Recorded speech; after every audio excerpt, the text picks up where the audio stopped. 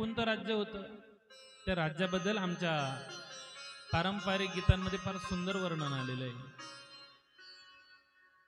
काल यवन राज्यामध्ये कपिला ग्राम नगरी असुनी, तेथे वसती सुदाम ब्राह्मण दारिद्र्ये पिडुनी.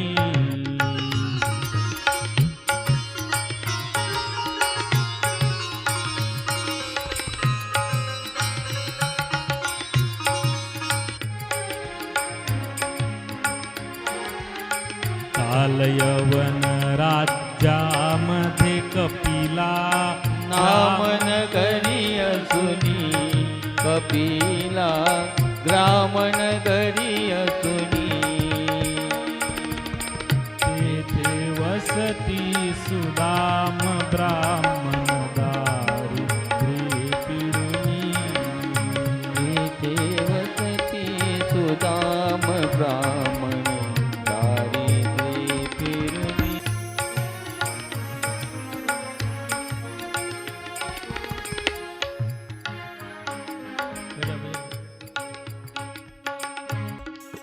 आणि त्या कपिला नगरीमध्ये दुष्काळ पडलेला आहे. लोक गाव सोडून जाऊ लागले. लोकांना अन्नधान्य भेटत नव्हतं. खाण्यापिण्याचे आबळ होऊ लागले. लोकांनी विचार केला की आता नेमकं करावं काय. त्या राज्याचा तो राजा आणि त्या राजाने अन्नक्षेत्रही बंद करून टाकलं. स्वार्थी असलेला तो राजा विचार करू लागला की या लोकांना जर आपण खाऊ घातलं तर आपला राज्यातलं जे कोठार आहे, जे धान्य आहे, ते काय होईल, संपून जाईल.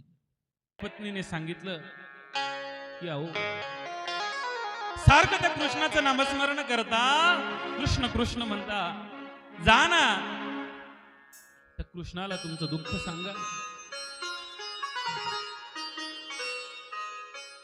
हिम्मत होत नाही ग माझी. 18 विश्वाचं दारिद्र्य नशिबाला पुरलेलं आहे, परंतु काही समजत नाही की काय करावं. प्रत्येक दिवसातला प्रत्येक क्षण त्या कृष्णाच्या नामस्मरणामध्ये जातो आहे. प्रत्येक क्षण. पत्नीने सांगितलं ते आम्हाला बाकीचं काही माहित नाही, परंतु ज्यावेळेस तुम्ही माझ्यासोबत लग्न केलं ना, त्यावेळेस तुम्ही मला वचन दिलं होतं, मला सांभाळण्याची जबाबदारी तुम्ही घेतलेली होती, परंतु तुम्ही ती जबाबदारी पूर्ण करत नाही. आणि म्हणून तुम्ही तुमच्या जबाबदारीपासून दूर जाऊ नका. तुम्ही तुमच्या मित्राला जाऊन भेटा. सुदाम याने सांगितलं, अगं 18 विश्वाचं दारिद्र्य आहे ग आपल्याकडे. आपण त्याला देणार काय, त्याला सांगणार तरी कसं. तू राजा आहे. सुदाम्याची बायको म्हणते, अहो तुम्ही तर म्हणालात की तो तर देव आहे आणि देवाला आपली सगळी दुखणी सांगावी लागतात. जड अंतःकरणाने बायकोला होकार दिलेला आहे, परंतु सुदाम्याने सांगितलं, अगं मी त्याच्याकडे रिकाम्या हाताने जाईन कसा. प्रश्न निर्माण झालेला आहे. कारण आमचं शास्त्र असं सांगतं, रिक्त हस्ते न पश्यन्ति राजानाम देवता गुरु. म्हणजे राजा, गुरु आणि देव यांना कधीही रिकाम्या हाताने भेटायचं नसतं. कुठनं तरी पोहेतीने घेतलेले आहेत. पुचडी बांधली, पुचडीला 10 ठिकाणी ठिगळ लावलेली आहे, गाठी मारल्या आणि त्या सुदाम्याच्या जवळ दिल्या. आणि आता तो सुदामा निघालेला आहे बघा. सुदाम जी के चालत पाव फसे. वाह. सुदाम जी के चालत पाव फसे.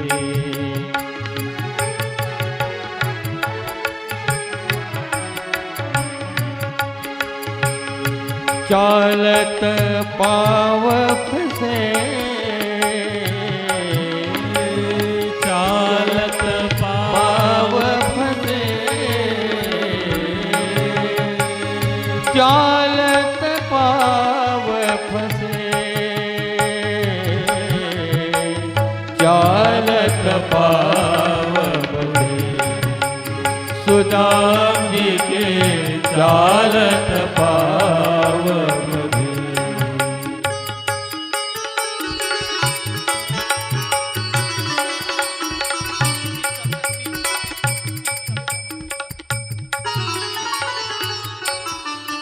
आणि आता हा सुदामा त्या द्वारकेच्या दिशेने निघाला आणि बऱ्यापैकी त्या द्वारकेच्या जवळ आता हा येऊन पोहोचलेला आहे आणि ती संपूर्ण द्वारिका नगरी डोळ्याने बघतो आहे.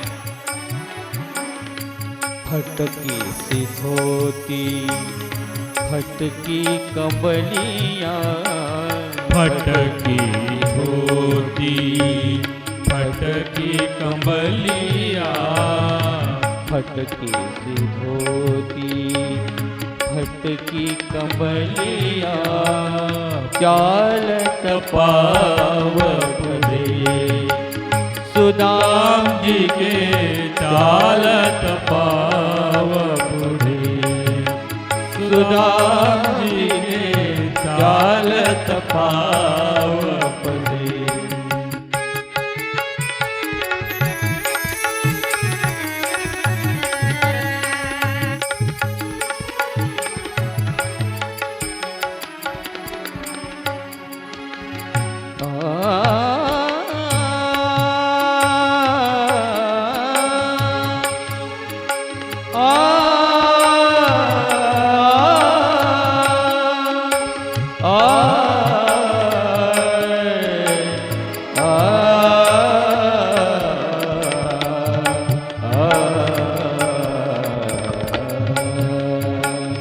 चालत पाव फसे सुदाम जी के चालत पाव फसे सुदाम जी के चालत पाव फसे.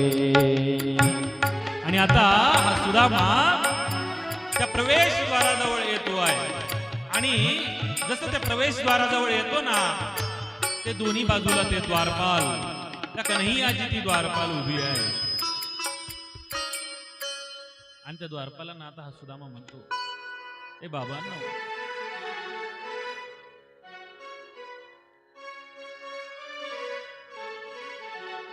थांबा थांबा थांबा थांबा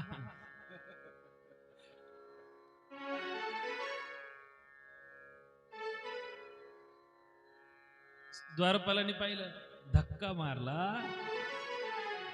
सुदामजीने भगवंताची ती द्वारका नगरी बघून त्या द्वारका नगरीला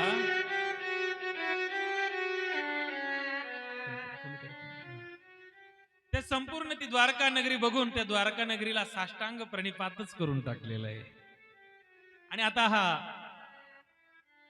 ही द्वारपाल दोघही त्या सुदामाकडे पाहतायत तसा तो सुदामा उठलाय आणि त्या द्वारपालांना म्हणतो की बाबांनो मी फार लांबनं आलेलो आहे आणि मला भगवंताला भेटायचं आहे. त्या द्वारपालाने विचारलं की बाबा रे तू कोण आहेस. ते द्वारपाल त्याला विचारतायत की तू नेमका कोण आहेस. त्यावेळेस त्याने सांगितलं की मी या नगरीचे जे तुमचे महाराज आहेत ना भगवान गोपाल कृष्ण त्यांचा मी मित्र आहे. आता ते दोघेही द्वारपाल हसायला लागले. हा पागल दिसतो म्हणतात.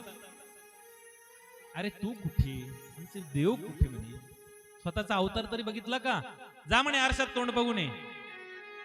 ते म्हणे मला करण भाऊने आताच तोंड दाखवलं आरशात चांगलं गणबिन लावलं म्हणे मी म्हणे मग जा बाबा जा तू तुझी वाट चुकलायस. त्याने सांगितलं की बाबा नो मी माझी वाट चुकलो नाही मी योग्य दिशेने या ठिकाणी आलेलो आहे आणि मला भगवंताचं दर्शन घ्यायचंय. आणि आता हा सुदामा जसा मध्ये घुसायला लागला ना त्या दोघही त्या द्वारपालांना बाजूला करून हा सुदामा मध्ये घुसण्याचा प्रयत्न करतोय आणि त्या द्वारपालाने त्याला अडवण्याचा प्रयत्न केला आणि जोरात धक्का दिलेला आहे. सुदामा धडकन खाली कोसळलेला आहे आणि परत आता हा उठून खाली बसून त्या द्वारपालांना म्हणतो त्यांच्याकडे हात करतो आणि त्यांना म्हणतो देखो देखो ये गरीबी का हाल, कृष्ण के दर पे विश्वास लेके आया हूँ। मेरे बचपन का यार है मेरा श्याम, यही सोच कर मैं आस लेके आया हूँ। सुदामजी जास्त दाईट करून राहिलं ना काय? थोडस लाजावं माणसाने, दुसऱ्याच्या घरी आलो आपण. आणि आता सुदामजीला आपल्या बरोबरीने बसवलं, त्यांचे पाय धुतले आणि भगवंताची आणि त्या सुदामाची ती चर्चा चालू आहे. दोघं आपसामध्ये बोलताय. काय चाललंय म्हणून दादा? सुदामा मित्रा, खूप दिवसांनी भेटलास रे तू. बरं आहे का तुझं? हा का नाही? अगदी बरं आहे माझं. सोसायटी भरली का म्हणे? सोसायटी तेवढी राहिली म्हणजे खरंच एवढं आहे. अजून काही? अजून बँकेचं लोन आहे, बायकोचं सोनं ठेवलेलं आहे, ते फिटून नाही राहिलं, कर्जच कर्ज आहे. काय करावं समजून नाही राहिलं. म्हणजे पीक पाणी नाही, काहीच नाही. बरं ठीक आहे. आता भगवंतानी त्या सुदामाला विचारलं, सुदामा आमच्या वहिनीने आमच्यासाठी काही दिलं असेल ना? आणि असं म्हणतात आता सुदामा आपल्या जवळ असलेली ती पोह्याची पोटली ती लपवू लागला आणि कन्हैयाने ती हिसकायचा प्रयत्न केलेला आहे आणि ती पोटली तो घेतो आहे. आणि कन्हैयाने ती पोटली घेतली आणि आता भगवंताने ते पोहे खायला सुरुवात केली. पलीकडे जाऊन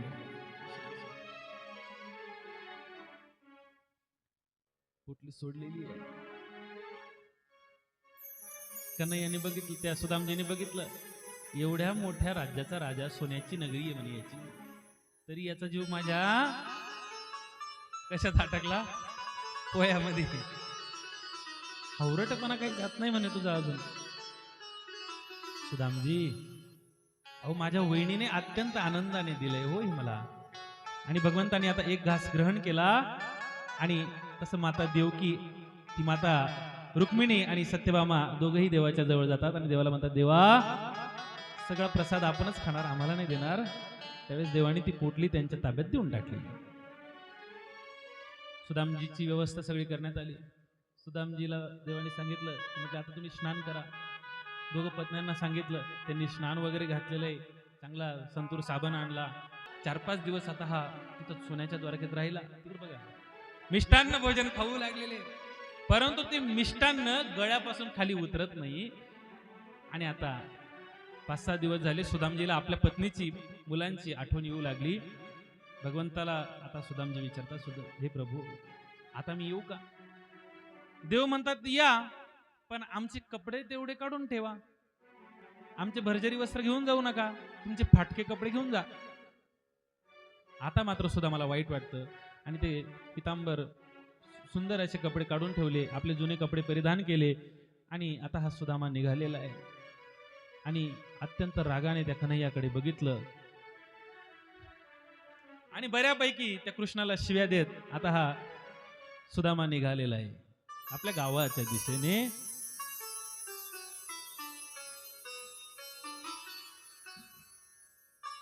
परत फिरतोय, मागे पाहतोय.